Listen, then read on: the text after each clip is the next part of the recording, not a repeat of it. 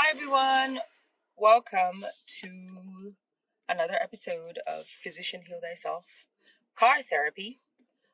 Today is Wednesday, January 21st. It is 5:14 and I am on my way to work as usual. If you have followed through with the videos and gotten this far, you would realize that I don't have a video for yesterday. And I am making one on Wednesdays when in one of my earlier videos I said I would do them every day of the week except for Wednesdays because those are academic days. The reason I don't have a video for yesterday is because I did make one, but I was in a very frustrated headspace. I was off the heels of a medical appointment kerfuffle, a fiasco, if you will. And I was very frustrated. I was frustrated with the people on the phone. I was frustrated with my insurance company. I was frustrated with just, you know, as we say in the void, the system in general. And I may have made a very angry video that was basically me decrying the many, many ways by which I was annoyed with everything that happened yesterday. However, I grew up surrounded by certain not very even-tempered people. And something I'm learning as an adult is that there is something to be said for taking a breather, pausing, and revisiting something when the emotions are taken out of it. So I shot that video, I sent it to my husband, and I said, how angry is this video? And I decided that I wasn't going to post that just because it was very shoddy. It was very ranty. I was telling a friend of mine today that, I made an angry video where there may have been expletives, and she was like, "You?" But yeah, no, I decided that it was probably best to do the thing that I do when I write angry emails, which is take a moment, take a day, take 2 days, pause, come back and revisit the email, come back and revisit the video, and see if it's worth sharing with the people of the internet. This morning I also shot a video, but it was a little calmer, but it was very long, and I didn't think that it made sense to have a 34-minute video in one of these series. I've been trying to keep them under 25. So that is why I am doing this on Wednesday. The other reason is that today, during our academics, we always have what we call ground rounds. So the way that our day runs is that it starts with our educational conference, which is where we talk about patients that may have had either complications or patients that had learning opportunities for everyone in the program, where our attendings can point out areas that may have been helpful in this patient, maybe not getting to the point where they got to, the reason why they are being presented. Anybody who watches, if you watch medical shows or if you're in the healthcare system, then you know that they used to call them M&Ms. And I watched my very first M&M when I was rotating as a general surgery fourth year medical student at Walter Reed Medical Center. And it was absolutely bananas. The resident that was on the stage was getting destroyed from top to bottom. And it was one of the things about residency that I absolutely dreaded. And then I got to my program and I realized that they don't call them morbidity and mortality conferences anymore. That's what M&M stands for. They just call them Educational Opportunities Conference, which is softer, it's lighter, it portends the fact that we are not here to punish you for a mistake. We are here to break this thing down in detail so that everybody can understand what went on, and so we can all learn from it so it doesn't happen again. And today there were really good learning opportunities for the cases that we discussed. One of them for me specifically, because one of the patients that was discussed was a patient that started with me Like, I was right there when they showed up, and I participated in their care for the duration of the time that, I was on that service. And then I moved on to another service because our rotations last anywhere between 3 to 6 weeks. And I moved on from that service. And then I found out um, a few weeks after that the patient had unfortunately passed away from something that was unrelated to the thing that brought them in, which was in its own self just an absolutely bananas case, which hopefully one day I will talk about, because I think it's one of those things where there's so much to dissect from, like, cultural competency, from patient beliefs, the way that religion and faith plays into, healthcare, and especially as a practicing Catholic, as a person who has gotten to where I'm like, okay, this is religion for me, this is where my faith is, and this is where my job is, and how do I intersect all of those things? There was a lot about this case. There were so many hands involved in this particular case, and unfortunately, he ended at the same place that it had been programmed to end from the beginning.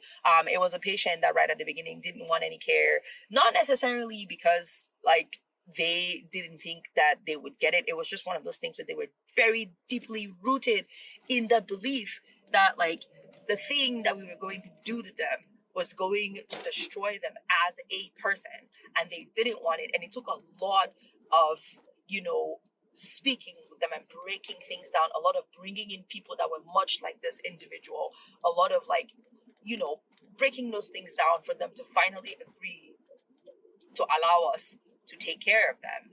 And then, as with things that happen when things have already gone awry from the very beginning, or when someone walks into the hospital when their situation is dire, before they even are aware, before we even are aware of the extent of the situation, the patient, unfortunately, after many, many, many, many days in the hospital, didn't make it. So we had a conversation about that. And then we had, and this is the part that was exciting, in our grand rounds, we met today. Our conversation today, our speaker today was the Dr. Ayla Stanford. Now, if you have been living under a boulder, and I would like to think that I have a pretty giant boulder over me, then maybe you don't know who Dr. Ayla Stanford is. Like, I have never met Dr. Stanford personally. I know a couple of people that were in my program today were very excited because they had met her before. She was the first Black female pediatric surgeon to be trained in the United States, and that's not the thing that is most impressive. That, which in its own self, it's a crazy feat, because if you know what ped surgery is like, then you know that it's an absolutely not so competitive specialty. But not only is she that, but she is she's a powerhouse in Philly because she's, like, born and raised in this area. But then she was someone that was very instrumental, the person that was instrumental in the COVID efforts in the Philadelphia area. She single-handedly, with a group of like-minded people, championed and pioneered the, like, testing and subsequent vaccination of many, many, many, many, many Black folks here in Philly, when the government was basically telling people that Black people are scared of healthcare and they're scared of medical folks, and so they don't want these testings and treatments and vaccines and stuff like that to be wasted on them, which is an absolutely egregious thing to consider, but it's something that happens all the time everywhere. We know it. But this is someone who basically bucked the crowd and was like, I will do this whether you help me or not. And eventually, her efforts were seen, and she was very vocal, and she was showing us, like, her tweets that she was making, and adding, like, tagging this government organization. She eventually got recognized, got appointed to the department, I believe it's like regional health I have to read it. Let me see. There we go. Department of Health and Human Services. I was close. Department of Health and Human Services for the Mid-Atlantic region. But she ended up in DC, like with President Biden. And she has continued to make great strides. She's opened up these healthcare centers in Philly. And she is back now running for Congress. When we talk about inspiration, when we talk about people that we want to see in the spaces that inspire us, the reason why we do these things, the reason why we look up to people like that, it's because, you know, you walk around and you go into these places and you see these faces and you don't see anybody that looks like you, right? And somebody was saying today, one of my co-residents was saying that, can we imagine that how old Dr. Ayla is? And we're not going to say it. She's an individual, very lovely. But to think that she's the first trained female pediatric surgeon, Black pediatric surgeon in the history of pediatric surgery, makes you wonder, right? Like, it's the same thing we talk about, like minorities here and minorities there and things like that. But it's one of those things where you think about it and you say, you know, are these spaces just really hard to break into because people look at us and they think that we don't belong? Is it really hard to break into because we look at the spaces and we think that we don't belong? Or, you know, is it just that we have decided that we are not intelligent enough for these things? Or the truth is, no, right? That last one is a lie, right? Because every day we are seeing incredibly talented, incredible Black people that are doing absolutely ridiculous things. Little Black girls getting into medical school at the age of 13, you know, Black violinist kids that are just, you know, people going to Harvard and all these impressive things, Oxford and things like that. So we are not dumb enough. Well, it's not that we are not smart enough for these spaces.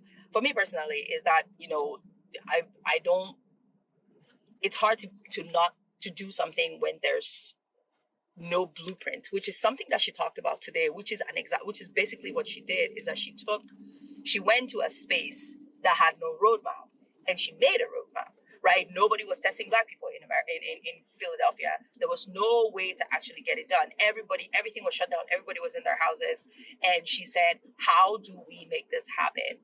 And she was explaining about how hard it was, which, you know, the first time that they did it, they were only able to test 12 people because it went from door to door. And then they had a thought. They were like, ooh, churches, because where are you going to find Black people on any given day? You're going to find them in a church, right? So she enlisted the churches. She enlisted her friends in various churches that she knew. She ended up with this space. They vaccinated a bunch of people, and from there it just took off.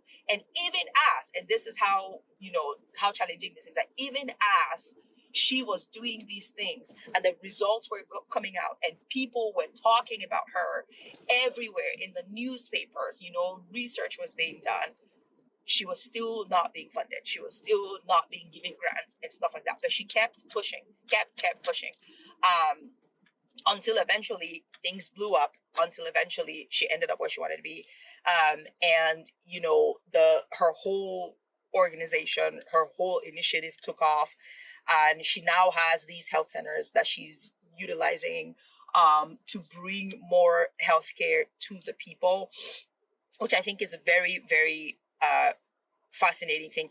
As an immigrant, as a child of immigrants, I always think about stuff like that, right? Like, we think about our parents who have this like fear of going to the hospital, you know, of going there and not understanding, like, what are they saying to me? What do you know, how do I interpret this? And one of my colleagues today asked her how you deal with the fatigue of, you know, family calling every day to ask you to interpret this lab, to ask you to, like, you know, do this thing.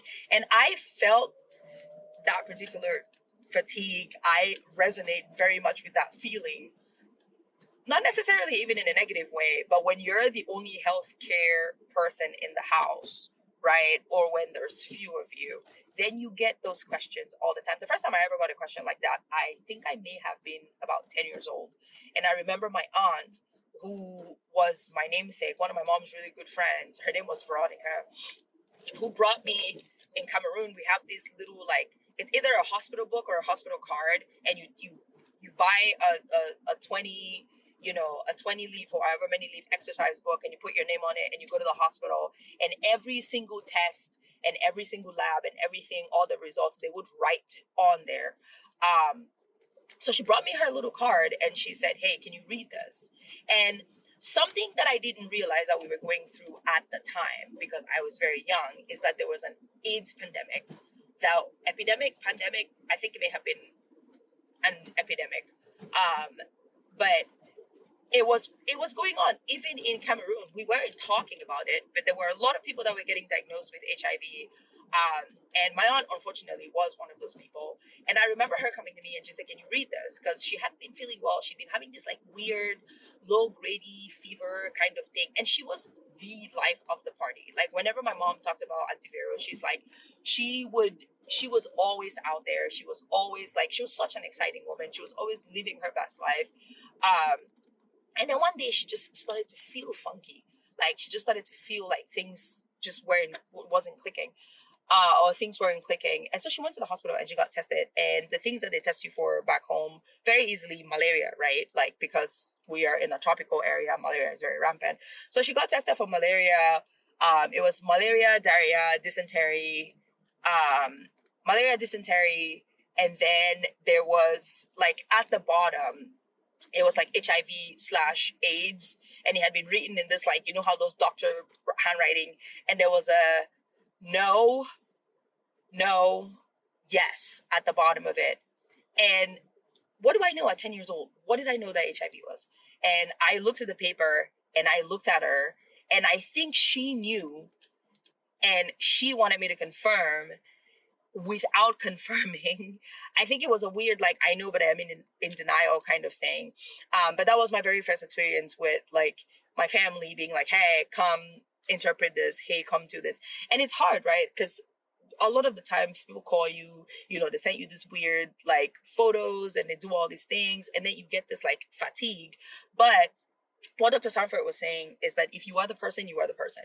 And the truth is that sometimes you will do all of these things and people still won't do the thing. They still will follow your recommendations, right? Like my dad is one of those people, like I talk about when my father went to the hospital because he had been basically having syncopal episodes. He had been fainting for almost a year. It turned out that he had bleeding ulcers, like he had ulcers in the stomach. But for a year, he would be doing that. And I'd say, hey, go get yourself checked out. And then he won't go. And then he will faint. And then he will go to the hospital. He will end up in the ER. And they will do that little like wishy-washy thing that is usually done in the ER because ERs are overloaded. Not their fault. It is just the way that things are. And I'm going to sidebar a little bit about that in a minute. And then they'll come home. Same thing with my mom. And it'd be like, hey, mom, why am I getting an email about you going to the hospital and getting tested for blah, blah, blah? Because I am my mom's designated like person. I have my email under my mom's healthcare stuff so that her stuff comes to me. And stuff like that so that we can talk about it and everything. But for a long time, she wouldn't tell me what was going on with her. And she was having some stuff taken care of that I was just like, why wouldn't you mention this to me? Why wouldn't you tell me? So you either get those guys that don't come to you until something is too late for you to do anything about, or you have the guys that come to you like, and they're like, oh, hey, let me show you this rash. Oh, hey, let me show you this thing. And then you get fatigued because you're like, I'm the only one that can do this. And so there is a little bit to be said about breaking down, health information in terms that are easy to understand. And that would be something that would be nice to do. I've thought about it sometimes, but I also think about the fact that we are on the internet right now. There's so much information, right? Like there's so many places you can go to go find information about things that are just easy to digest. But the other problem is that sometimes people don't have access or understanding of the internet. So how do we put information in front of people in a way that they will understand? And the third one, which I think is the most important, which brings me back to the patient that I was talking about earlier, the patient that we discussed this morning, is something that I have noticed especially in America. You cannot fight belief with fact. That's just it.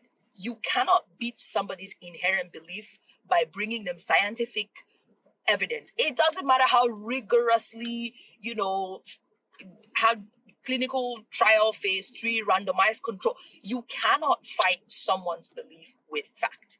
There is no way. There are so many nuances about so many different things about what people believe in that you can't just beat by saying, but here, look at the evidence. I remember when I was in my first year of medical school, and we used to have this class called Foundations, and we would talk about the different issues and the different challenges that medicine has faced, or the different challenges that have been faced by people in medicine, or, different issues around, especially with like minorities, in the sphere of the healthcare system in America. And one of the big ones, the two that I most remember, is when we discussed Marion Sims, who was dubbed the father of gynecology until a little while ago, who's basically, the way he was dubbed the father of gynecology was that he took women, Black women, and uneducated white women, and he would perform all these gynecologic surgeries on them to, get his techniques perfected. And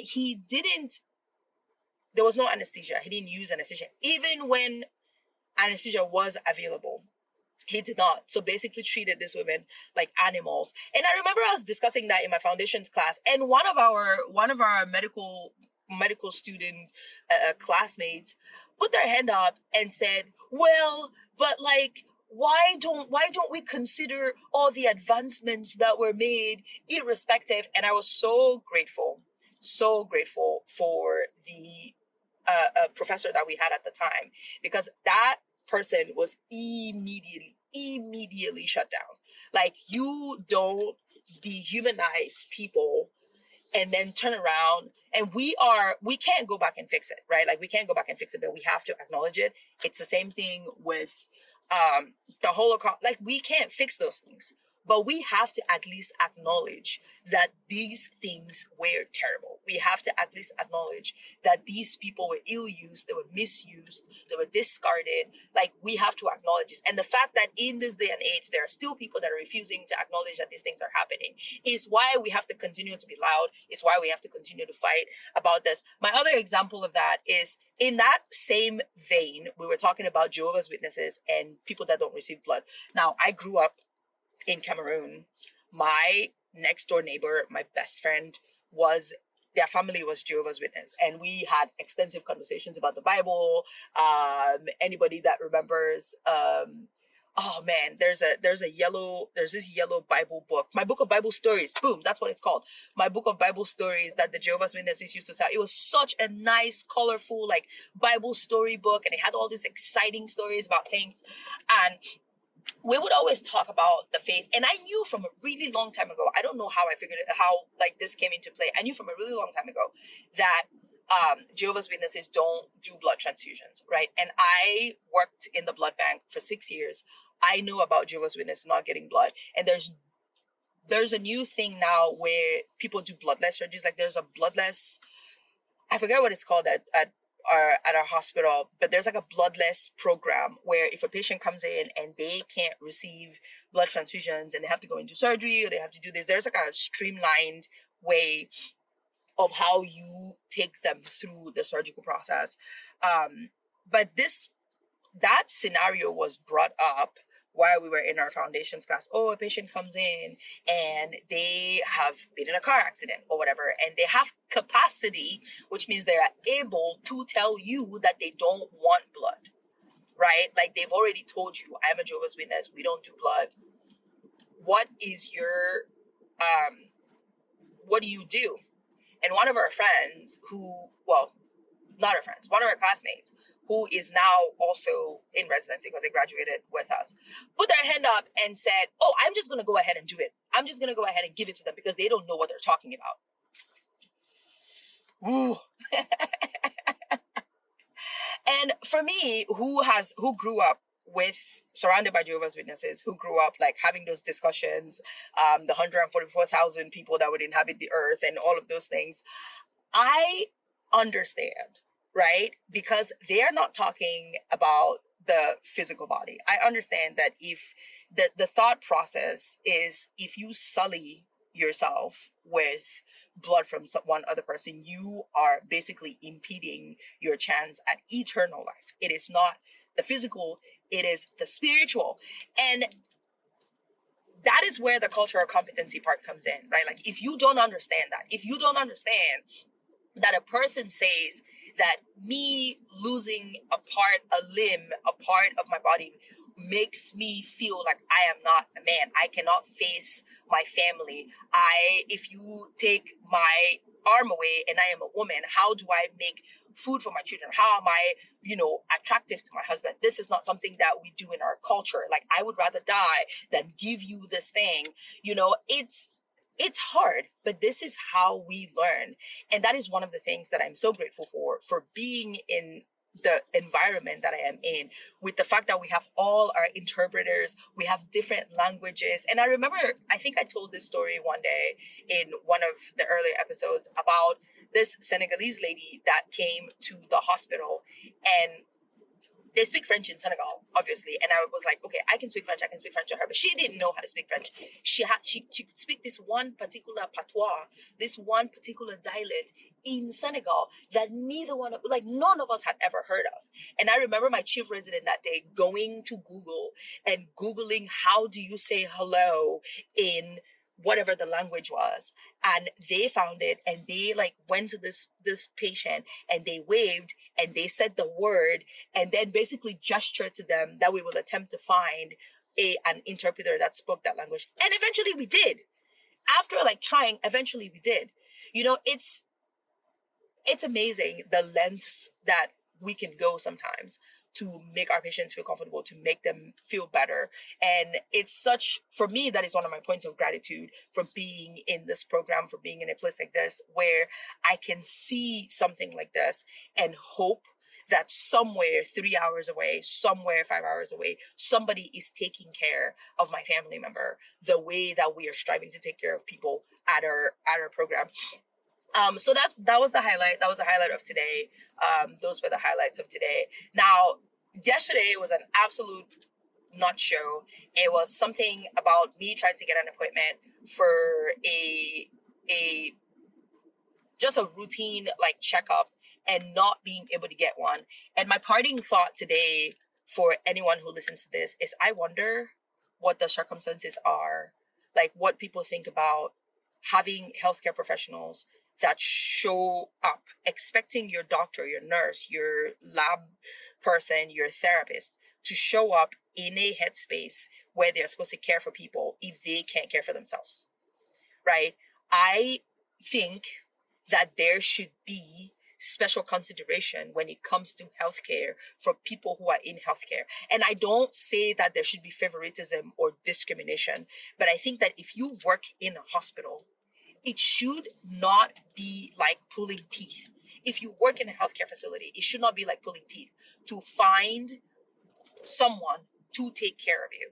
It should not be like pulling teeth to be able to make an appointment.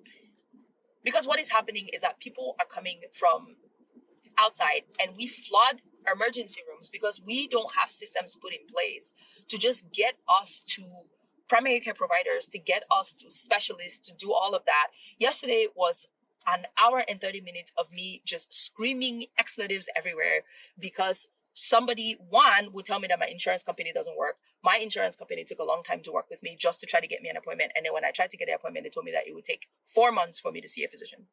And I'm supposed to go to work every day feeling like I'm not feeling okay, and then still showing up for patients who are not feeling okay. I don't think that's right. I don't think that's a good system. I think that things need to change, and without making it seem like the healthcare professionals should have special treatment, I do think that special consideration should be made for people who are waking up every day, like first responders, all of those people, to go and try to make other people's lives better. And I mean, it could be any job. the end game is that we need to make the system different. We need to make it better. And I said that I wasn't going to let this get to 30 minutes, and I just did. So maybe I will expound on this in another episode. But if you have gotten this far, thank you so much for watching. Thank you so much for listening. Thank you so much for being my anonymous, unpaid, unsolicited therapist in the void. I hope you have an excellent Wednesday, and I will see you tomorrow. Bye.